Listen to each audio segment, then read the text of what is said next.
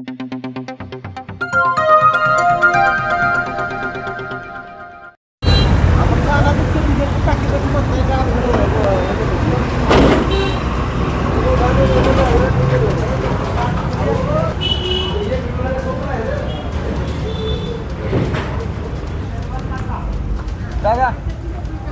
2 मिनिटं आला तर बरं होईल, लगेच लावून घेऊ.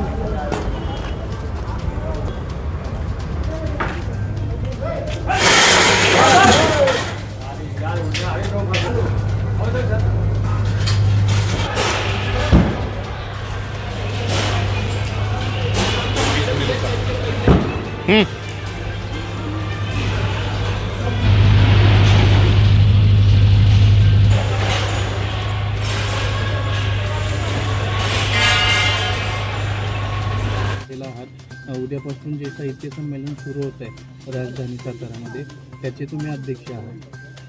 तर या साहित्य संमेलनामधून काय नाविन्यपूर्ण लेखकांना वाचकांना मिळणार?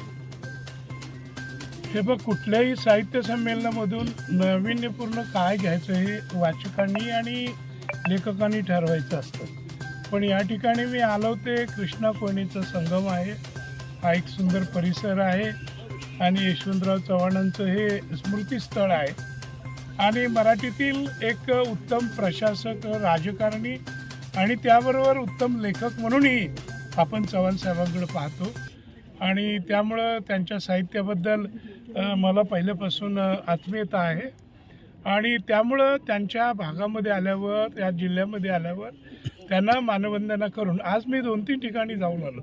सकाळी मी पत्री सरकारचे निर्माते क्रांतिसिंह नाना पाटील यांच्या येडे मच्छिंद्र गावी जाऊन आलो. त्यानंतर शेजारी रेटरे हरणाक्ष येथे पट्टे बापूराव कुलकर्णी जे मोठे शाहीर होऊन गेले त्यांना अभिवादन केलं आणि आता चव्हाण साहेबांना.